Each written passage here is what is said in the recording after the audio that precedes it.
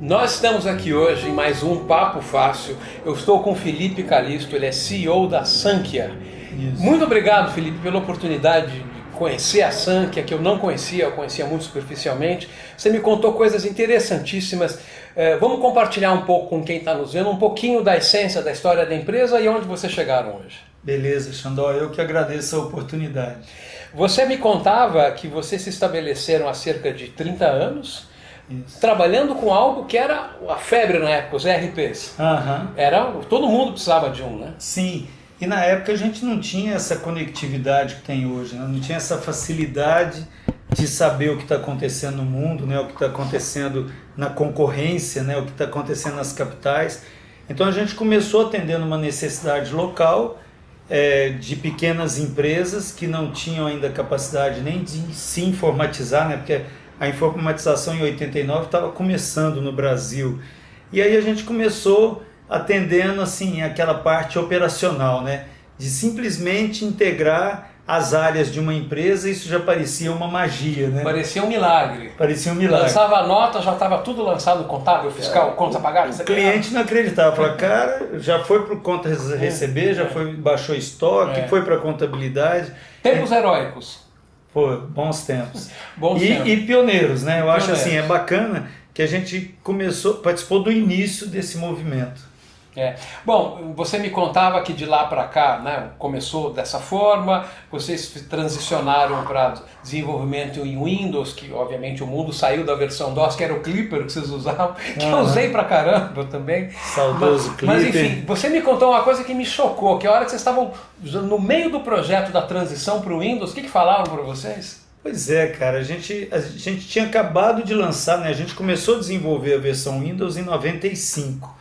Em 98, quando a gente lançou a primeira versão, né, que a gente chamava de MGE, o nosso software, ainda tinha mania de dar nome para software, hoje em dia a gente usa mais o nome da empresa, né?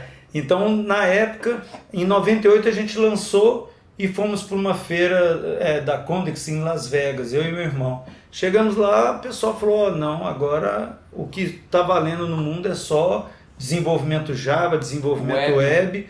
Eu falei, cara, a gente mal lançou, e aí em 2002 a gente deu um tempinho para a web melhorar, né? Porque no Brasil a web... Ainda é muita linha de escada, problema de acesso. Era muito precário ainda. Mas foi bom que eles sinalizaram, porque vocês já apontaram para a direção, né? Sim, aí é legal, né? Que aí a gente começou bem antes do movimento de migração mesmo para a web. Pra você ter uma ideia, em 2002 a gente já tinha uma primeira solução web, né? É lógico que não era ainda o ERP inteiro, mas era já uma parte de ordem de serviços, né? Que exigia esse trabalho de campo. Avançando rapidamente o filme para os dias de hoje, você me contava que hoje você tem uma solução em nuvem que pode rodar tanto on-premise quanto na nuvem que vocês proporcionam, quanto na nuvem do cliente, e bastante amplo, né? Ou seja, cada vez mais o ERP foi pegando mais áreas, só que vocês estão transcendendo o ERP tradicional, que é transacional e operacional. Conta um pouco do que tem a mais da solução de vocês. Pois é, viu, Xandó? A gente ele foi expandindo tanto que a gente começou a olhar, a prestar atenção que o nome dele já não fazia jus para o que ele faz. Então, quando a gente começou a perceber que a gente começou a trabalhar muita colaboração, começamos a trabalhar análise de processos, que não é nada daquilo, não é tradicional, né, nesse segmento. Então, a gente analisa como que as pessoas trabalham as atividades dentro da empresa e a gente faz benchmark disso também, com aquela ferramenta Marra Gestão. Então, a gente percebeu que a gente começou a fazer benchmark também de KPIs, a gente tem uma base de dados de informações de outras empresas, a gente começou a trazer informações da FGV, dos indicadores da FGV. Então a gente começou a perceber, nós além disso criamos o Sankhya Hub, que é um robozinho que fica na web, percebendo todos os comportamentos dos nossos clientes e as questões de infras, questão de performance, questão de problemas, de lançamentos de usuários, que aí deu para a gente começar a trabalhar um suporte antecipado, né? Na questão, por exemplo, se o servidor do cliente está caindo performance, a gente identifica isso antes, às vezes, do próprio cliente. Quer dizer, é claro que o cliente, um belo dia, ele num sistema tradicional, ele iria te reclamar, pô, tá demorando, você já está acompanhando o procedimento dele para saber se precisa melhorar. E eu quero antecipar isso, ou seja, eu quero chegar e antes dele sentir motivo para reclamar, eu quero que já entre uma equipe, faz um TANI ou entre algum aplicativo, né, alguma solução nossa que vai lá e corrige quando é algum problema que dá para corrigir com o aplicativo. Então a gente tem percebido que isso tudo transcendeu muito o planejamento de recursos da empresa. Que é assim. Que é o Enterprise Resource Planning. Né?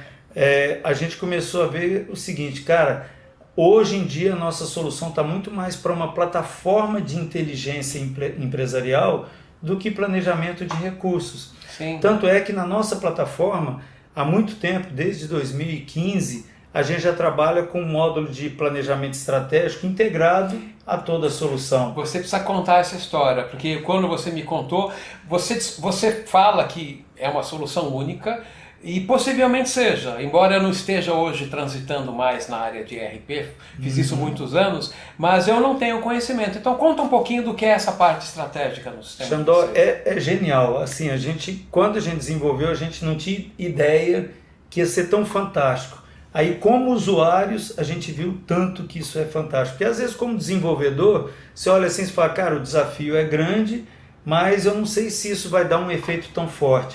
Mas como usuário, e eu sou usuário, sim, nós claro. somos usuários premium da solução Sankhya.